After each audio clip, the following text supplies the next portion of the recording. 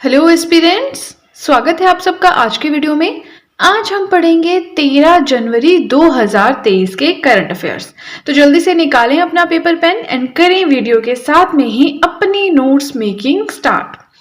आज की first news है डिजिटल इंडिया अवार्ड्स 2022, जिनके बारे में हमने पहले भी बात की थी।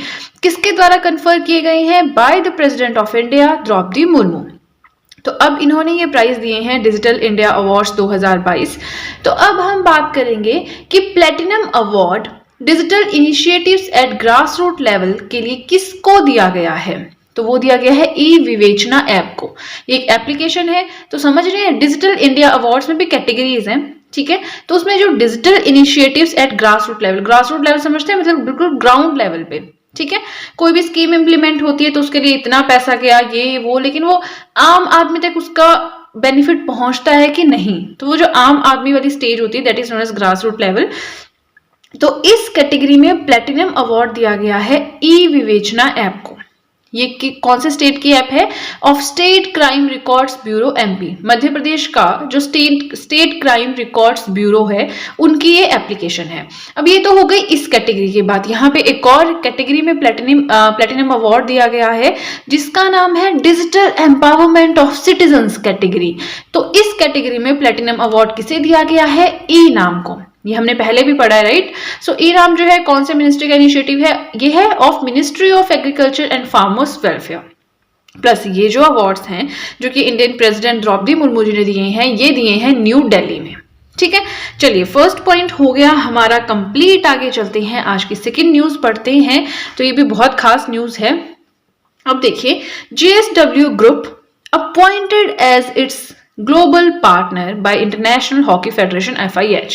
ध्यान से सुनिएगा, क्वेश्चन क्या है कि जो इंटरनेशनल हॉकी फेडरेशन है FIH, इसने अपना ग्लोबल पार्टनर बनाया है। तो किससे बनाया है, ये आपका क्वेश्चन है। तो JSW ग्रुप को बनाया है, ठीक है। क्यों? For the upcoming FIH Odisha hockey mains world cup 2023। जो ये इंटरनेशनल लेवल की हॉकी फेडरेशन है, ठीक है। तो ये वर्ल्ड कप जैसे हो रहा है, मेंस का वर्ल्ड कप 2023, तो वो उड़ीसा में हो रहा है, भुवनेश्वर ओडिशा में। तो उसके लिए जो है इसको ग्लोबल पार्टनर बनाया गया है JSW ग्रुप को। इससे ज्यादा इसमें पढ़ने वाला नहीं है, बट थोड़ा सा हम इंटरनेशनल हॉकी फेडरेशन FIH के बारे में पढ़ लेते हैं, ठीक है। तो ये क्या है? International governing body of hockey. Hockey का जो भी काम धाम है, गवर्निंग समझते हैं, मतलब कैसे काम करेगा सब कुछ। तो वो किसके पास है? FIH के पास है। हेडक्वार्टर्स कहाँ पे है? लॉसने स्विट्जरलैंड में है। Responsible for hockey's major international tournaments like hockey world cup. हॉकी से रिलेटेड जो भी इंटरनेशनल लेवल के बड़े बड़े टूर्नामेंट्स होंगे, उन सब के लिए रिस्पॉन्सिबल है FIH। फॉर्मेशन कब हुई थी? 1924 में हुई थी, पेरिस फ्रांस में, लेकिन हेडक्वार्टर्स है लॉसन स्विट्जरलैंड में। And 140 nation associations members. इसके मेंबर्स कितने हैं ये बात करें तो टोटल 140 कंट्रीज जो हैं, 140 नेशंस जो हैं, वो मेंबर है इंटरनेशनल हॉकी फेडरेशन के। तो याद क्या रखना है? पहली चीज, इंटरनेशनल हॉकी फेडरेशन ने ग्लोबल पार्टनर अपना बनाया है, किसको? JSW ग्रुप को। और FIH के जो है हॉकी मेंस वर्ल्ड कप 2023, यानी इस साल होगा भुवनेश्वर में। एंड बाकी FIH की डिटेल्स, ठीक है। चलिए आगे चलते हैं, आज की थर्ड न्यूज पढ़ते हैं। इसी के साथ अगर आपको वीडियो का कंटेंट अच्छा लगे तो लाइक जरूर कीजिएगा। आज की थर्ड न्यूज है, स्पोर्ट्स से रिलेटेड है। Fastest player to reach 1500 runs in T20 international cricket. T20 international cricket में जो कौन बने हैं सबसे फास्ट प्लेयर, जिन्होंने 1500 रन जो है सबसे मतलब काफी तेजी से अचीव किए हैं, तो वो बने हैं सूर्य कुमार यादव, राइट। इसी के साथ हमारे फर्स्ट पेज के करंट अफेयर्स हो गए कंप्लीट। आई होप मैं आपको जो पढ़ा रही हूँ आपको समझ में आ रहा है, आपको वीडियो अच्छी लग रही है। तो मुझे कमेंट सेक्शन में जरूर बताएं कि आप लोग नोट्स बना रहे हैं या नहीं बना रहे हैं। एंड आगे चलने से पहले आपको इन्फॉर्म करना चाहूंगी कि अगर आप चाहें तो मेरे हैंड रिटन नोट्स परचेज भी कर सकते हैं। नोट्स परचेज करने का लिंक डिस्क्रिप्शन बॉक्स में दिया है, तो जल्दी से डिस्क्रिप्शन बॉक्स में जाएं, उस लिंक के ऊपर क्लिक करें।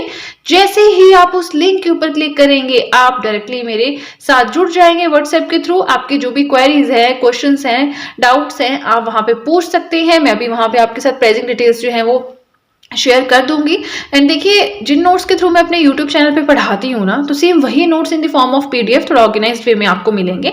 तो अगर आपको कहीं भी कोई डाउट होता है नोट्स में, तो उससे रिलेटेड आप यूट्यूब वीडियो देख सकते हैं, तो आपका डाउट भी क्लियर हो जाएगा। तो एक तरह से आपको सिर्फ पीडीएफ नहीं, आपको पूरा का पूरा कोर्स मिल रहा है। आपको यूट्यूब वीडियोज मिल रही है जिसमें हर चीज को समझाया है, उसी कंटेंट की आपको पीडीएफ मिल रही है। तो मुझे लगता है आपके लिए काफी बेनिफिशियल है। वैसे मेरा सजेशन यही है कि आप लोग नोट्स अपने आप बनाएं, बट इनकेस आप बिजी हैं, नोट्स बनाने का टाइम नहीं है, तो उस केस में आप नोट्स भी परचेज कर सकते हैं। फाइन, आज के 3 करंट अफेयर्स हमने पढ़ लिए। अब ज्यादा टाइम ना वेस्ट करते हुए सीधे चलते हैं अपने नेक्स्ट पेज की तरफ। आज का 4th पॉइंट है, a 100-day global city campaign has been launched in. एक जो है 100 दिनों का एक कैंपेन है, कैंपेन समझते हैं, एक अभियान है, ग्लोबल सिटी कैंपेन। तो ये लॉन्च किया गया है कौन से स्टेट में, क्वेश्चन आपका ये है। तो यूपी यानी कि उत्तर प्रदेश में 100 days global city campaign launch किया गया है, राइट। इसके बारे में इतना ही है जानने के लिए। नेक्स्ट न्यूज की तरफ चलते हैं। Very important, Osmanabad district court has became the first E court of which state? Maharashtra. मतलब जो ये उस्मानाबाद डिस्ट्रिक्ट का कोर्ट है, डिस्ट्रिक्ट कोर्ट समझते हैं, डिस्ट्रिक्ट कोर्ट होता है, आपके स्टेट कोर्ट होता है, स्टेट कोर्ट मतलब हाई कोर्ट है ना, फिर आपका सुप्रीम कोर्ट होता है, उसके अलावा भी बहुत कुछ होता है, लोक अदालत वगैरह, बट वो अलग चीज है। तो जो ये उस्मानाबाद डिस्ट्रिक्ट कोर्ट है, ये बना है पहला ई कोर्ट कौन से स्टेट का? महाराष्ट्र का, ठीक है। क्यों बना है? टू इंट्रोड्यूस ई सिस्टम, मतलब इलेक्ट्रॉनिक सिस्टम ऑफ फंक्शनिंग, मतलब जो भी काम होगा कंप्यूटर पे होगा, ऑनलाइन होगा, ठीक है।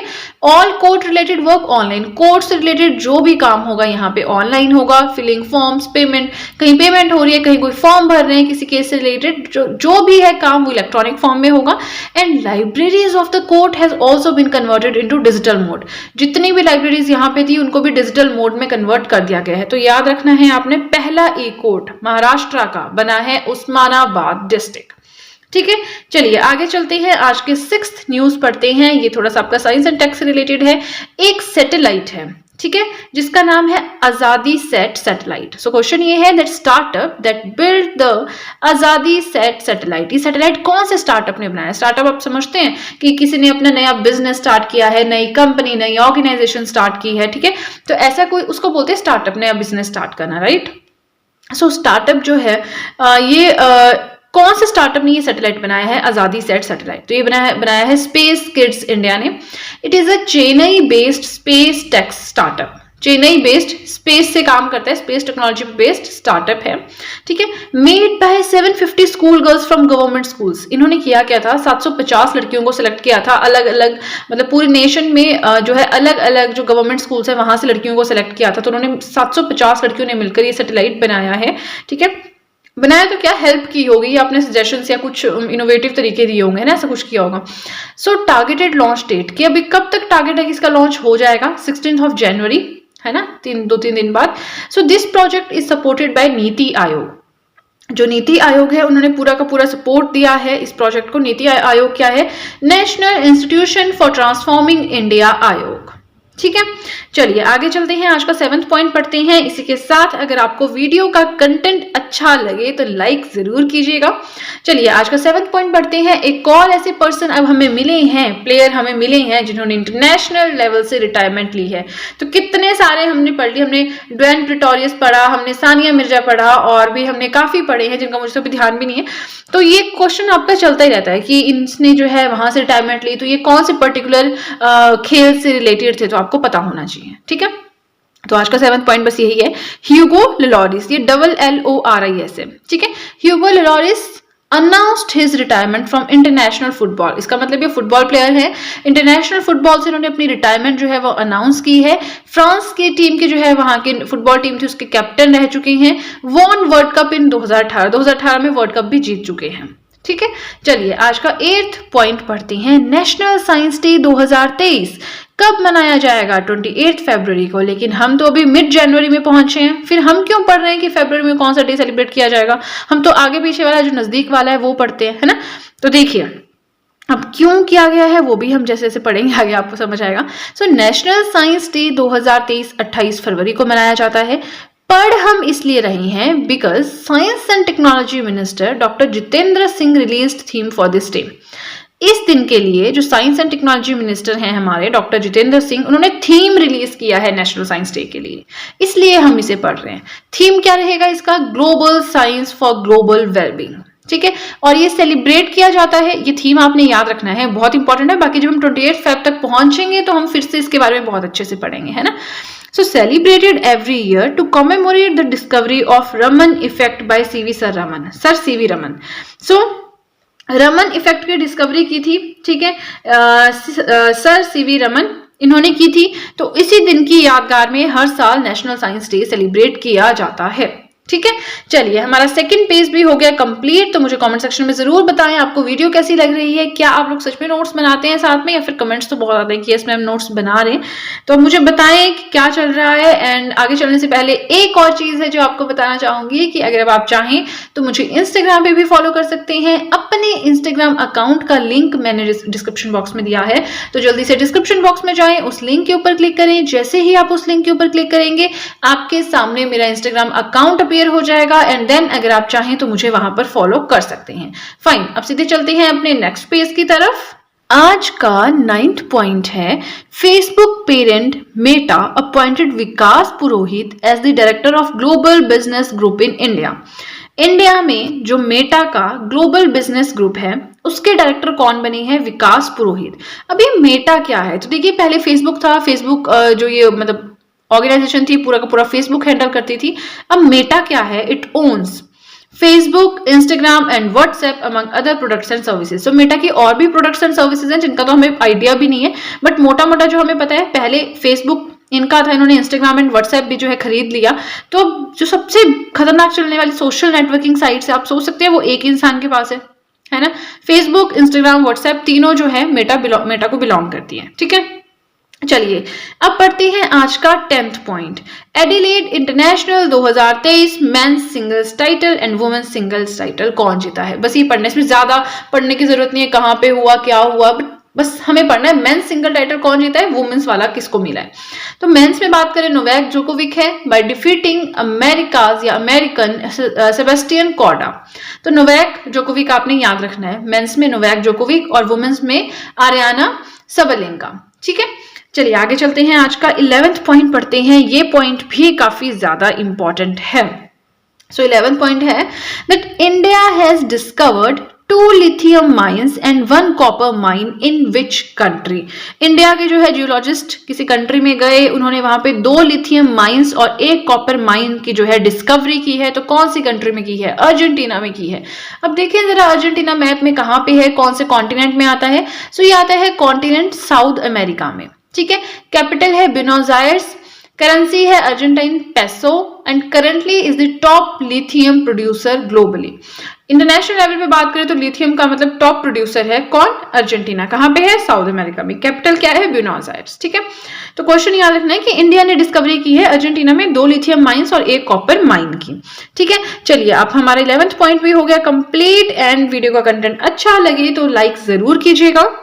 आज का 12th पॉइंट है, अगेन हम एक बुक का जिक्र करने वाले हैं। बुक का नाम है roller coaster and affair with banking. मतलब ऑब्वियसली ये पर्सन जो है बैंक से रिलेटेड है, तो इन्होंने उसके ऊपर कोई बुक लिखी होगी। Roller coaster and affair with banking is the name of the book and this book is written by Tamal Bandyopadhyay. कौन है ये? एन एक्सपीरियंस्ड जर्नलिस्ट है, उन्होंने ये बुक लिखी है, ठीक है।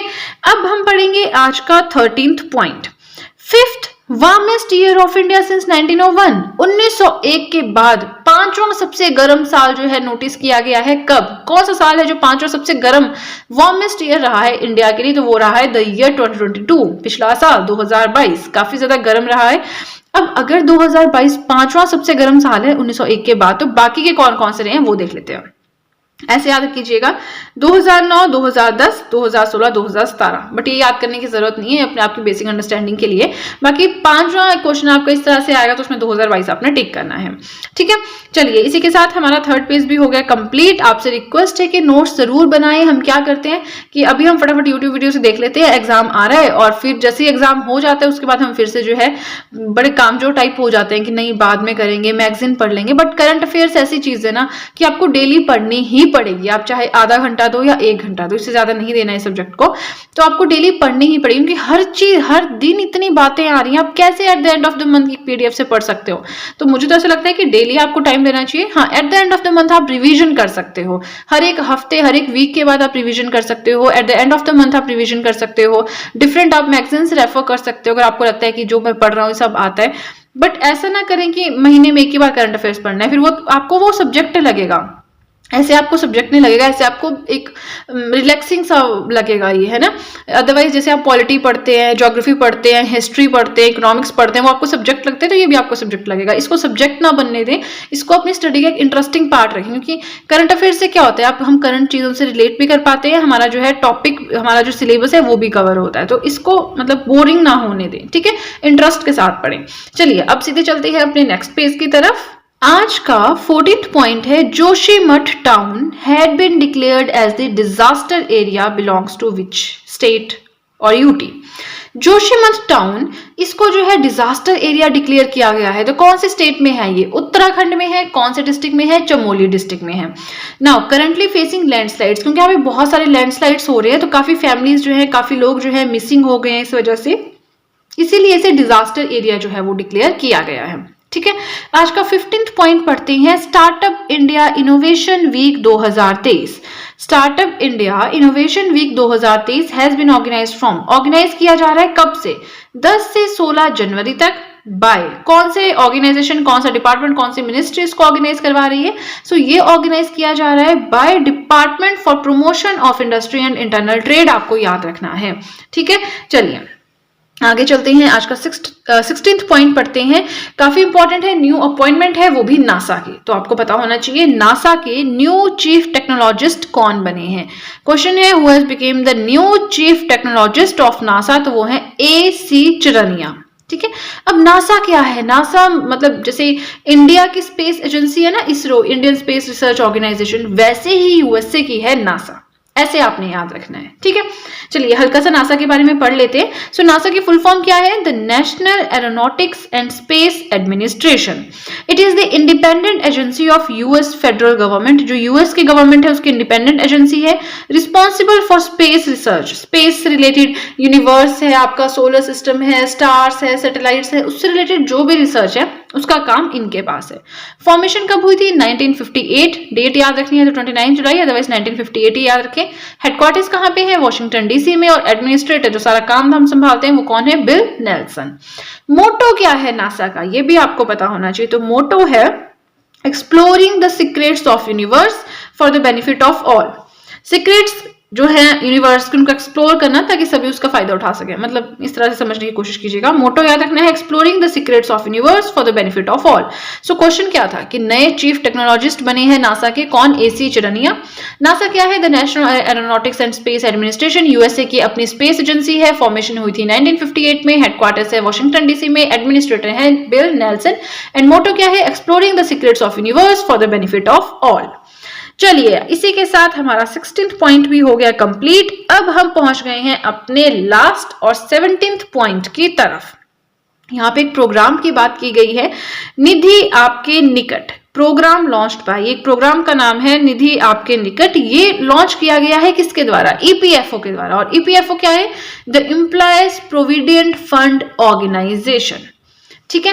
अब ये क्या काम करता है, क्या है ये निधि आपके निकट programme? So conducted on the 10th of every month, हर महीने के 10 तारीख को निधि आपके निकट जो है कंडक्ट होता है, मीटिंग टाइप होती है, to address the grievances of its stake holders, कि जो भी स्टेक होल्डर्स है EPFO के, उनके ग्रीवियंस मतलब उनके कोई दुख है, कोई समस्या है, कोई प्रॉब्लम है, तो उसको सॉल्व करने के लिए, उस प्रॉब्लम को समझने के लिए जो है ये प्रोग्राम जो है किया जाता है हर महीने की 10 तारीख को, ठीक है। चलिए इसी के साथ हमारे आज के करंट अफेयर्स हो गए कंप्लीट। तो आप मुझे कमेंट सेक्शन में जरूर बताएं आप नोट्स बना रहे हैं या नहीं, और अगर आपको वीडियो अच्छी लगी है तब तो आपको बहुत ही ज्यादा अच्छे से पता है कि क्या करना है। जल्दी से कर दीजिए चैनल को सब्सक्राइब, बेल आइकन को कीजिए प्रेस, सो दैट मैं जैसे कोई वीडियो अपलोड करूं सबसे पहले नोटिफिकेशन आपके पास पहुंचे। प्लस जो भी आपके फ्रेंड्स हैं जो भी गवर्नमेंट एग्जामिनेशंस के लिए प्रिपेयर कर रहे हैं, उनके साथ भी मेरे चैनल का लिंक जरूर शेयर करें, so that in hand written notes का उन्हें भी कुछ फायदा हो सके। तो चलिए फ्रेंड्स, आज के लिए इतना ही। आज के करंट अफेयर्स हो गए हमारे कंप्लीट। तो आप थोड़ा सिर्फ करंट अफेयर्स पे फोकस नहीं करना है, थोड़ा सा न्यूज़पेपर पढ़ें, थोड़ा सा एडिटोरियल पढ़ें, थोड़े से अपने जो आपने जीएस लगाया हुआ है साथ में सब्जेक्ट, उन पे भी फोकस करें और रिलैक्स भी करें।